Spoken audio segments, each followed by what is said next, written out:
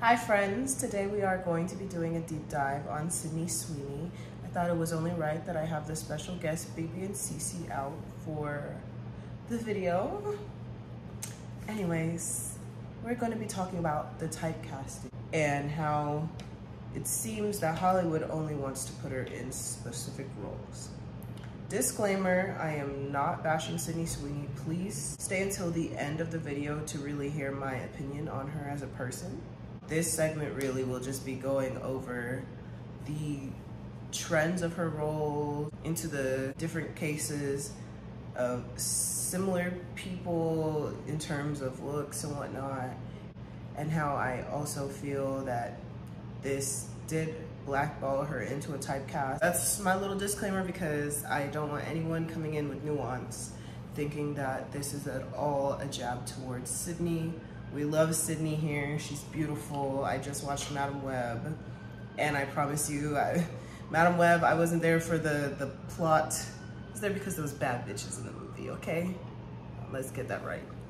And at the end of the day, one of the biggest things that they've always said in Hollywood is sex sells.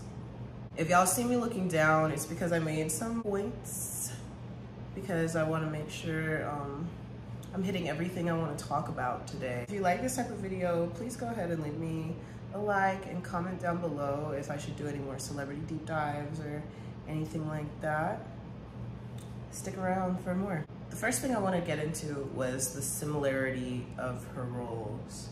Have y'all noticed every time she's casted, it's always for like the naive, ditzy, dumb blonde type, but always gets sexualized in the end, like from that naive innocence to sexualized by the end of whatever movie it is. Somehow she's always villainized because she's put in roles where a woman now is trying to reclaim her sexuality or is experiencing it for the first time usually too, and takes it and runs with it. But it seems that a lot of people knock her for that and also take her character and personify it as to her and not just the role she's playing.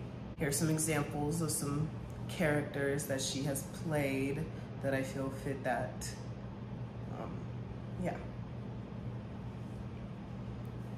We all know her. She's blonde, voluptuous, bright-eyed, big boobs.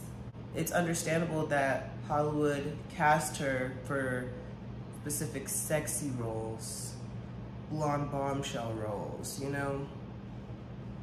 I wanted to start with, of course, her character Cassie on Euphoria, and how she was demonized basically after her naiveness led her to sleep with someone who recorded it and did her dirty, like, because they thought she was this sexual creature, and just objectified her once she hit that puberty, that when she did go back into the world, she came out a different person.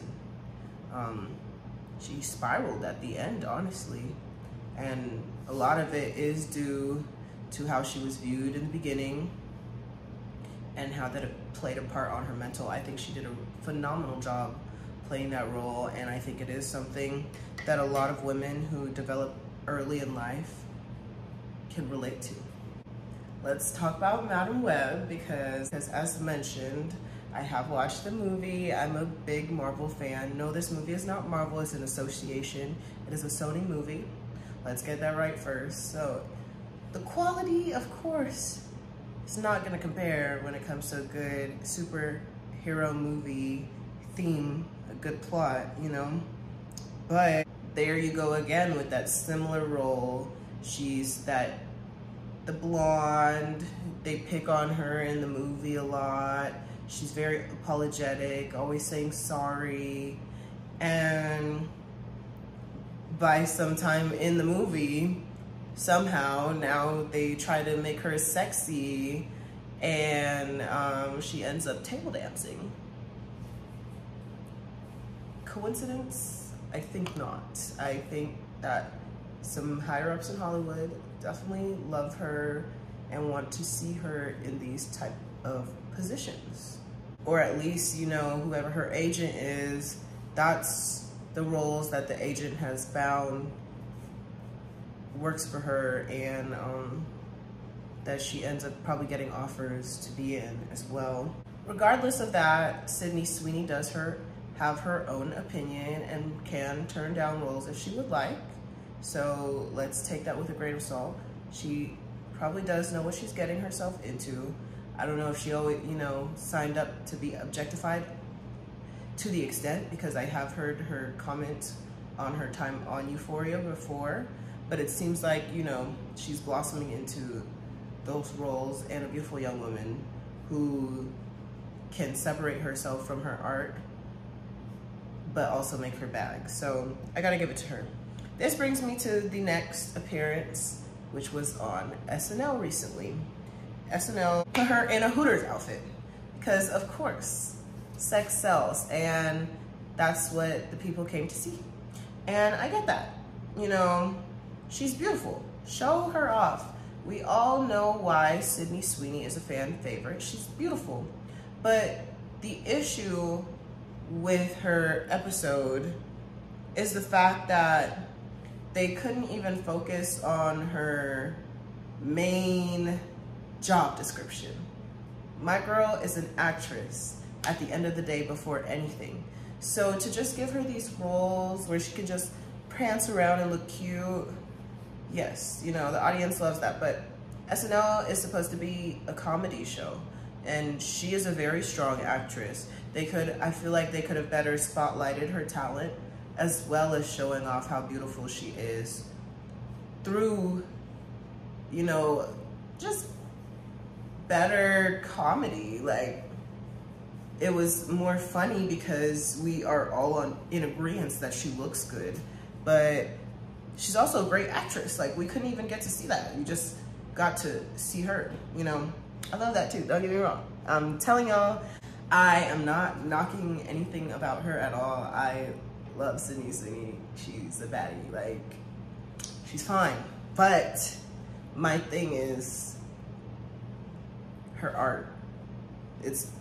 Her beauty overshadows her talent, and sometimes I feel like, you know, that's unfair to her.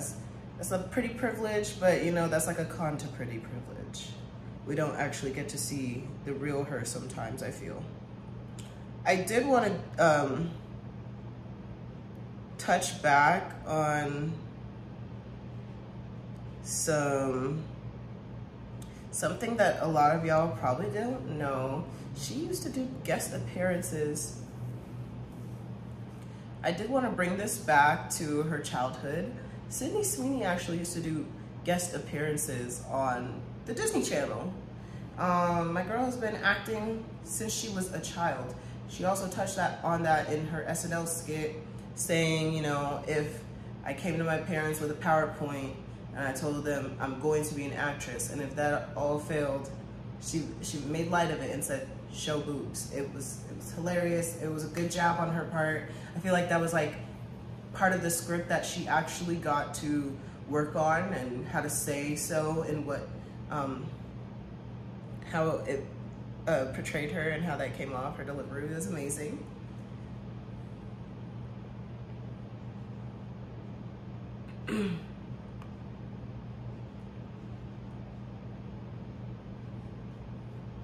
But as we know with a lot of these Disney stars, when they are pushed into fame like that, it takes a toll on how they develop, because there is a difference from going from a child's role to an adult role. So, and especially for her, as somebody who matured so young, physically, that automatically takes you out of being youth-like and more innocent roles. And now, you know, they want to push the limits, but you're still very young, you know? The tea is piping. I had to have a sip, y'all.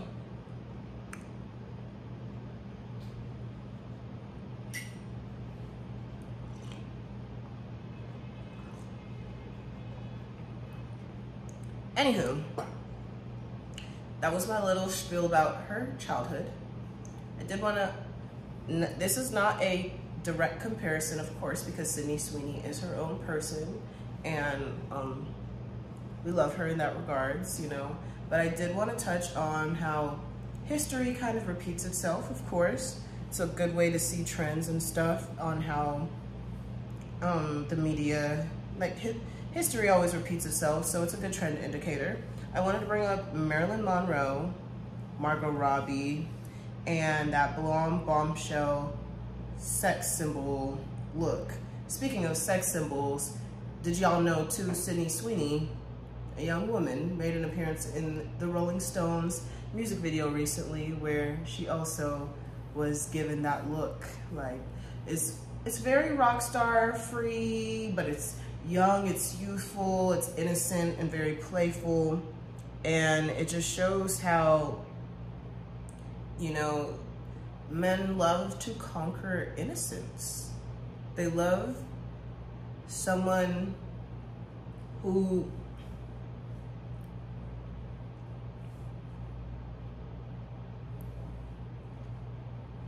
I feel though that, you know, Marilyn and Margot got to come out a little later in their adult. It was fine to be sexy by that means, but I feel Sydney Sweeney differed in innocence.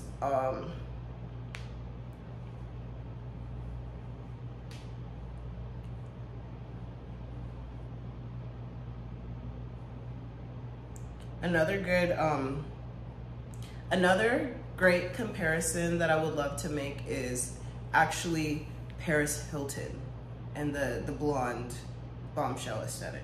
So, and ditzy the blonde to bombshell aesthetic.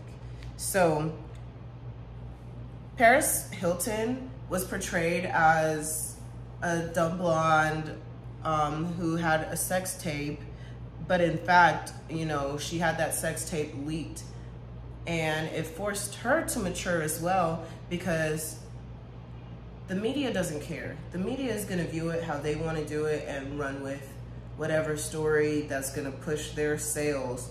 And I think Paris Hilton was a great example of someone who proved us all wrong and used her platform and her bad publicity to make a bag. And at the end of the day, that's one of my main goals. I think it should be everyone's main goal, is to get that bag. So kudos to Paris Hilton for that. You know, they wanted to portray her, they wanted her to be this way. And so she said, okay, well, if I'm the bad guy, make me the bad guy. She got her a show and continued to play this role of Paris Hilton, that's hot. All along, she's building businesses and leveling up in education, but she's using what the media did to her advantage. And yeah, I feel like that is what and so I feel like that is what Sydney Sweeney is trying to do now with her career. Very leaning into the sexuality and in your femininity and your innocence to make a bag and to continue doing so. I love that for her, you know.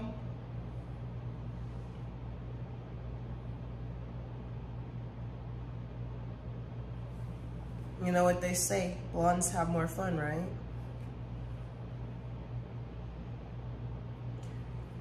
So, to conclude my video, some takeaway points is,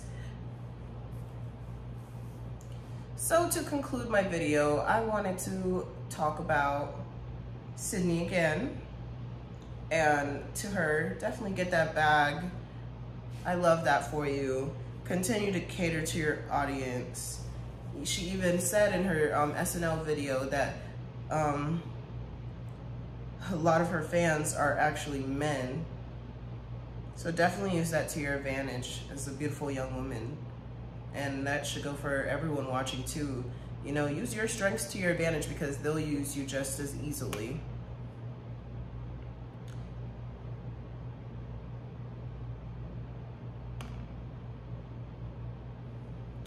Anywho, I love you, Sydney. I think you're so beautiful, but I also do feel like Hollywood knows what they are doing, and someone in power is living for this typecasting. They're enjoying seeing her in these positions and that power play dynamic, I feel, in these compromising roles. Continue to get that bag, and yeah, don't get mad, get paid. Love y'all. Mwah.